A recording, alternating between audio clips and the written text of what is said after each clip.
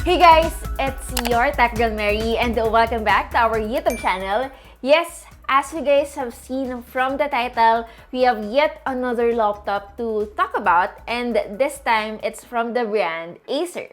So in front of me is the Acer Swift Go 14. This is an upper mid-tier laptop, and even if it is lightweight, it still is designed to feel premium. So kumbaga, premier tier siya pero entry level. And to me, this laptop checks almost all the boxes that I'm looking for, which is why we will be talking about yung top 4 best features niya. Number 1 for me is if you are planning on getting this laptop, that's good because it's like you are future-proofing yourself. And that is because this is an AI-ready laptop. The Acer Swift Go 14 is based on an Intel Core Ultra. Specifically, it's the Core Ultra 7 155H. And yung bago dito is obviously the addition of the low power dual-core NPU to assist AI task acceleration, designed to allow an optimal mix of performance and efficiency. So whether you are working, collaborating, creating, this laptop that has an Intel Core Ultra processor will provide you a dedicated engine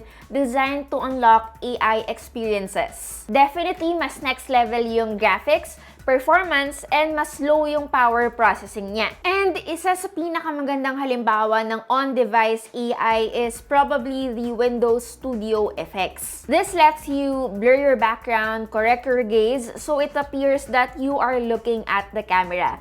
At the same time, pwede nyo ring i-reframe yung shot so that the field of view follows you around. Having the Intel Core Ultra on this laptop will give a 2.5 times more energy efficient with AI workloads with the addition of the NPU. At the same time, you get to cut the time it takes for you to edit a video by more than 56%. If you are keenly focused on AI, this is probably the biggest new feature for you, especially how they enable laptops to better perform and prioritize AI workloads. And as expected from a 14-inch laptop with an Intel chip and again a 16 gig of RAM, it's really fast, especially for my day-to-day use. Wala ako masyadong complaints about how quickly this portable laptop launches applications. Number 2, I like that this laptop is refreshed and lightweight. Actually, yung laptop na to, it's not that flashy. It's the typical silver colorway for a laptop, but the chassis is well-made and sturdy. Even though medyo finiflex or pinipress ko na yung surface niya, nilalabanan pa rin. Very rigid din yung lid niya, and whenever I open it, kaya naman one-handed. And isa pa, hindi rin siya yung tipo ng laptop na sobrang luxurious tignan.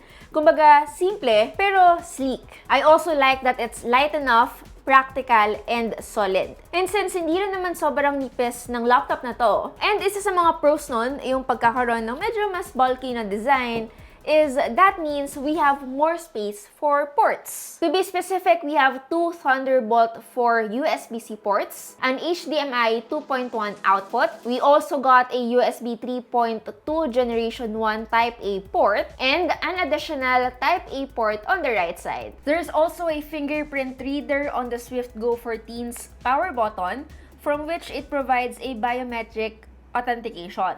Just like any other fingerprint readers, it becomes unreliable na lang kapag medyo madumi or medyo pasmado yung daliri. But most of the time, to me, it works well. Actually, ito lang yung option when it comes to security since there is no facial recognition. Now, of course, audio comes hand in hand with the display. There are 2 bottom-firing speakers. Adequate naman yung volume, pero sana nilagyan nila ng isa pang speaker doon sa may bandang display. So, I recommend speakers or headphones while you are using this laptop. Third would be the improved graphics. This 14-inch laptop that has a 1920 by 1200 resolution delivers a crisp text, vivid colors, and plenty of brightness. Mapa DaVinci Resolve yan, browsing the web, or Netflix yung ginagawa ko. And speaking of editing, smooth din naman yung naging editing ko even though I'm editing 4K footages. Dalawang display yung ino-offer ni Acer.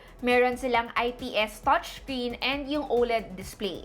obviously I got the latter. Aside from its performance, I really think this is the laptop's standout feature. I recommend the OLED model unless you guys need a touch screen display. At the same time, I also appreciate yung webcam niya, which is always a plus in my book. It comes with a 1440p, which gives you a little bit of extra room for the camera to reframe you as you move around, which is what I also mentioned earlier on this video sa AI section niya. Overall, it feels premium and yung screen niya is also really fine for me for as long as my workflow doesn't require detailed color accuracy. So yes, I can confidently say that I feel good running multiple games on this laptop without having an issue in terms of graphics. Last but not the least would be battery life. To me, battery life is another area where I can see the benefits of having the Intel Core Ultra chipset. And to be specific, it's actually pretty impressive. I got about 8 hours on most days when I use this. And whenever we do more AI stuff on this system, it still didn't eat up much battery life. And for me, since improved nga yung battery life this time for the Acer Swift Go 14, I really think it's a potent challenger to other laptops that we have right now, especially with the MacBook Air M2, since this is a blend of performance, memory, storage, and of course, ang importante, it's budget-friendly. And speaking of the price point, this laptop is 59,999 pesos. And that price is with the specs that I'm currently reviewing. Overall, I really think the Intel Core 7 Ultra pushed this Acer Swift Go 14 to the top of performance charts, especially for its graphics. Laking tulong talaga guys nung bago niyang integrated ARC aluminum build. Actually, nagustuhan ko rin yung keyboard niya. Great screen and again, the battery life. And at the same time, of course, it's also reasonably priced. Okay, so at the end of the day, if you are always on the move, I think the Swift Go powered by Intel, pasok na pasok yung specs niya, lalo na sa mga ganong tipo ng tao. Anyway, that's basically it for today's video. Sana kahit papano marami kayong natutunan. Again, it's your Tech Girl Mary and see you on our next video. Bye!